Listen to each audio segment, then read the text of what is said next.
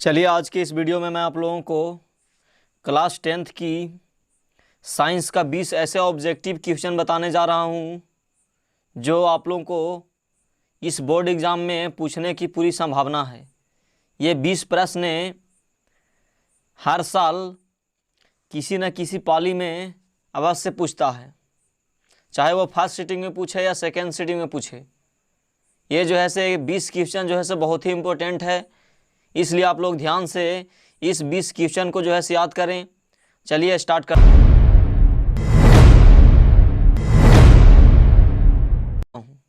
सबसे पहला क्वेश्चन है, दंत विशेषज्ञ किस दर्पण का उपयोग मरीजों के दांतों का बड़ा प्रतिबिंब देखने के लिए करता है।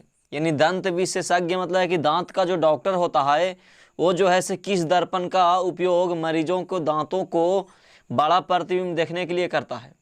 तो प्रकाश का परावर्तन में आपने पढ़ा होगा कि दंत विशेषज्ञ यानी दांत का डॉक्टर जो होता है ऐसे क्या करता है कि दांत को बड़ा प्रतिबिंब देखने के लिए अवतल दर्पण का प्रयोग करता है। यानी अवतल दर्पण के फोकस से क्या करता है कि दांत का जो है सो बड़ा प्रतिबिंब देखता है। तो यानी इसका जो है सही आंसर होगा अवतल दर्पण, यानी बी हो गया।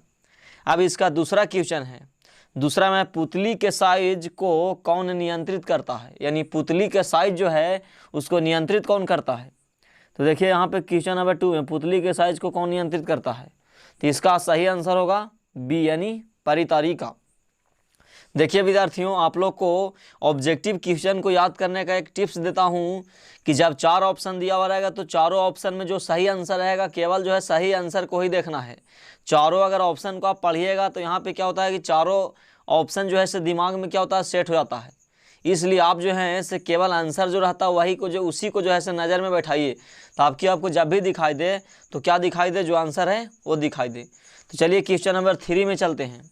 क्वेश्चन नंबर 3 में है, निम्नलिखित में से कौन विद्युत विभवांतर का एसआई मात्रक है। यानी विद्युत विभवांतर का एसआई मात्रक कौन है। तो जैसा कि आप लोग विद्युत धारा में पढ़ा होगा कि विद्युत विभवांतर का एसआई मात्रक वोल्ट होता है। तो यानी इसका सही आंसर कौन होगा, वोल्ट होगा। अब हम लोग क्वेश्चन नंबर 4 की ओर चलते हैं। क्वेश्चन नंबर 4 में दिया है, किसी विद्युत धारावाही सीधी लंबी परिनालिका के भीतर चुंबकीय क्षेत्र, यानी कहने का मतलब किसी विद्युत धारावाही सीधी लंबी परिनालिका के भीतर चुंबकीय क्षेत्र जो है से क्या होती है। यानी यहाँ पे 4 ऑप्शन दिया है, लेकिन चारों ऑप्शन को जो है से यहाँ पे पढ़ना नहीं है, जो आपका सही आंसर रहेगा उसी को पढ़ना है। तो इसका जो है यानी सही आंसर होगा सी वाला, यानी ऑप्शन सी। यानी इसके सिरे की ओर जाने पर बढ़ता है। यानी किसी विद्युत धारावाही सीधी लंबी परिनालिका के भीतर चुंबकीय क्षेत्र इसके सिरे की ओर जाने पर क्या होता है, बढ़ता है। अब क्वेश्चन नंबर जो है से 5 की ओर चलते हैं। क्वेश्चन नंबर 5 में है कि सौर कुकर के लिए कौन सा दर्पण सर्वाधिक उपयुक्त होता है। यानी सौर कुकर के लिए कौन सा दर्पण सर्वाधिक उपयुक्त होता है। तो यानी इसका सही आंसर होगा सी वाला, यानी अवतल दर्पण। चलिए क्वेश्चन नंबर जो है 6 में चलते हैं। ये भी बहुत इंपॉर्टेंट क्वेश्चन है। बोल रहा है, चिपको आंदोलन का मुख्य उद्देश्य संरक्षित करना था। यानी कहने का मतलब है कि चिपको आंदोलन का मुख्य उद्देश्य जो है संरक्षित, यानी किस चीज़ का संरक्षित करना था। संरक्षित मतलब बचाव करना था। तो आपने पढ़ा होगा कि चिपको आंदोलन में क्या होता था कि एक जब पेड़ पौधों को तेज़ी से कटाई हो रही थी तो एक जो है से आदिवासियों द्वारा चिपको आंदोलन चल रहा था, जिसमें पेड़ को काटने से बचने के लिए उन लोग क्या करते थे, पेड़ में चिपक जाते थे, यानी पेड़ में जो है से लिपट जाते थे। तो यानी चिपको आंदोलन का मुख्य उद्देश्य संरक्षित करना था, किसका, तो वृक्षों का, यानी पेड़ पौधों का। तो चलिए अब क्वेश्चन नंबर जो है 7वां देखते हैं। क्वेश्चन नंबर 7वां में बोल रहा है कि Na2SO4 यानी Na2SO4 यानी सोडियम सल्फेट प्लस क्या, तो बेरियम क्लोराइड, यानी सोडियम सल्फेट यानी Na2SO4 प्लस BaCl2 यानी sodium sulphate plus barium chloride बराबर जो है से बेरियम सल्फेट प्लस क्या, तो NaCl यानी सोडियम क्लोराइड है। अब कहने का मतलब कि ये जो है से क्या है, तो जैसा कि आप लोग पढ़ा होगा कि जब क्या होता है कि एक मतलब परमाणु दूसरे परमाणु द्वारा विस्थापित कर दिया जाता है तो इसको क्या बोलते हैं, द्विव विस्थापन अभिक्रिया। तो यानी आंसर जो है से सी होगा, यानी क्वेश्चन नंबर 7 का आंसर सी यानी द्विव विस्थापन अभिक्रिया। क्योंकि आप लोग रासायनिक अभिक्रियाएं एवं समीकरण में पढ़ा होगा कि जब किसी भी यौगिक के एक परमाणु दूसरे यौगिक के दूसरे परमाणु से जुड़ करके क्या होता है कि नए यौगिक का निर्माण करता है, तो उसे क्या कहते हैं, द्विव विस्थापन अभिक्रिया। अब जो है क्वेश्चन नंबर 8 में बोल रहा है, क्वेश्चन नंबर 8 में है निम्नलिखित में कौन बूझा हुआ चूना है। तो बूझा हुआ चूना का आप लोग पढ़ा होगा कि यानी कौन होता है, तो यानी CaO यानी कैल्शियम ऑक्साइड, यानी कैल्शियम ऑक्साइड जो है से क्या है, बूझा चूना होता है। और कैल्शियम कार्बोनेट जो है से क्या होता है, चूना पत्थर होता है। यानी इसका सही आंसर ए वाला हो गया, यानी CaO कैल्शियम ऑक्साइड।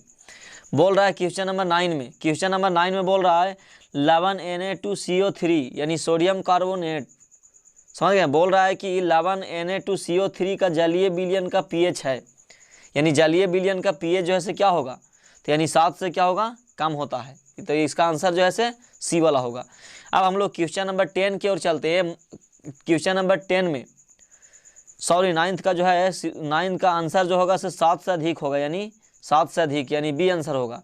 अब क्वेश्चन नंबर 10 की ओर चलते हैं। क्वेश्चन नंबर 10 में है बॉक्साइट, यानी बॉक्साइट किस धातु का महत्वपूर्ण अयस्क है, यानी बॉक्साइट जो है किस धातु का महत्वपूर्ण अयस्क है, यानी बॉक्साइट जो निकालता है उसमें से कौन सा धातु प्राप्त होता है।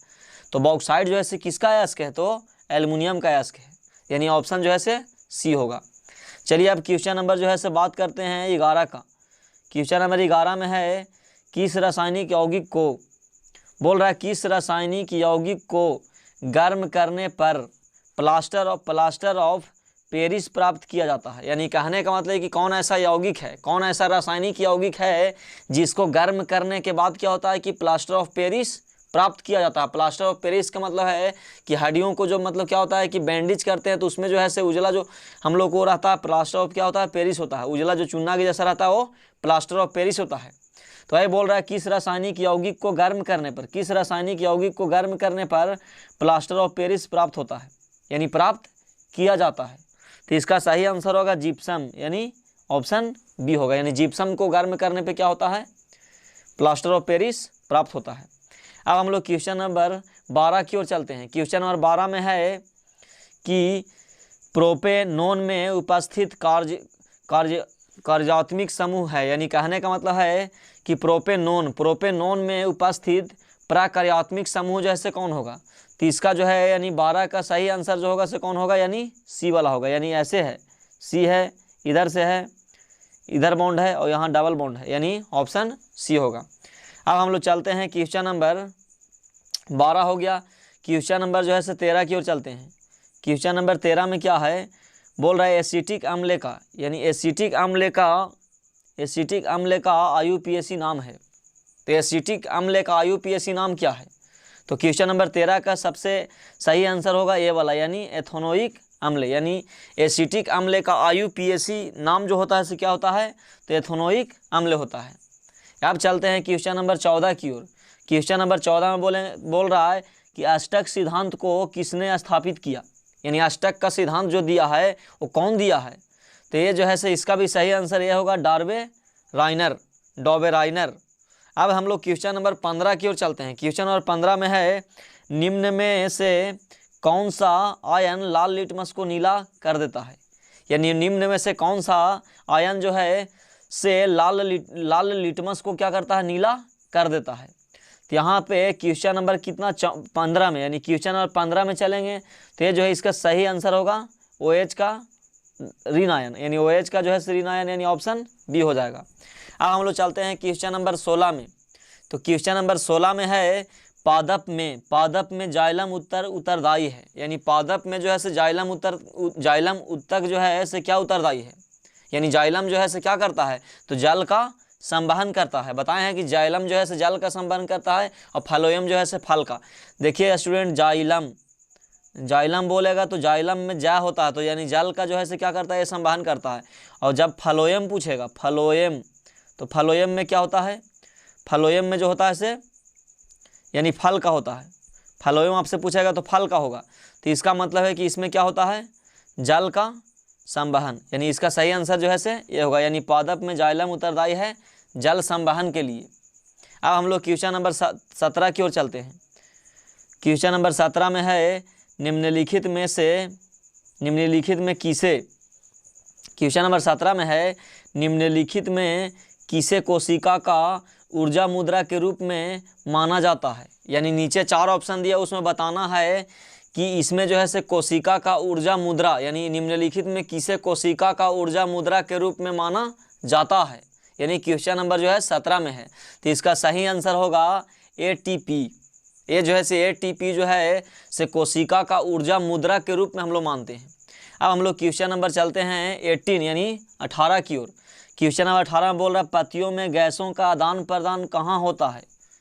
तो आप लोग पढ़ा होगा कि पत्तियों में गैसों का आदान प्रदान जो है से कहाँ होता है, तो रंध्र में होता है। रंध्र का मतलब कि पत्तियों में जो है, जैसे हम बताए हैं कि पत्तियों में इस तरह का पत्ती होता है, तो उसमें क्या होता है कि इस तरह से छिद्र होता है, छिद्र को ही क्या कहते हैं, रंध्र कहते हैं। तो इसका सही आंसर क्या होगा, B होगा। अब हम लोग चलते हैं क्वेश्चन नंबर 19 की ओर। क्वेश्चन नंबर 19 में बोल रहा है हृदय में रक्त को संपूर्ण शरीर में पंप किया जाता है। यानी हृदय में जो है, हृदय में रक्त को संपूर्ण, यानी हृदय में रक्त को संपूर्ण शरीर में क्या करता है, पंप किया जाता है। किसके द्वारा किया जाता है, तो यानी 19 का आंसर इसका होगा B, यानी निलय द्वारा। ये जो है से निलय द्वारा होगा। ये जो है से यहाँ पे क्या लिखा हुआ है, तो निलय है, निलय द्वारा। अब हम लोग चलते हैं क्वेश्चन नंबर 20 की ओर। क्वेश्चन नंबर 20 में बोल रहा है कौन सा हार्मोन पत्तियों के मुरझाने के लिए उत्तरदायी है। यानी यहाँ पे 4 हार्मोन का नाम दिया है, चारों हार्मोन में जो सही होगा उसी को हम यहाँ पे देखेंगे। तो इसका जो है सही आंसर कौन होगा, यानी इसका भी जो है से B वाला होगा, यानी साइटोकाइनिन। यानी पत्तियों को मुरझाने के लिए साइटोकाइनिन जो है से क्या है, उत्तरदायी है। तो चलिए यहाँ पे हमने 20 प्रश्न को देखा जो मोस्ट VVI क्वेश्चन है। अगर आप इस 20 प्रश्नों को अच्छे से याद कर लें तो आपका जो है से आने वाले एग्ज़ाम में, बोर्ड का एग्ज़ाम में आपको जो है से ज़रूर इसमें से 5 क्वेश्चन तो पक्का पूछेगा। तो चलिए आज का वीडियो मैं यहीं पे ख़त्म करता हूँ। धन्यवाद।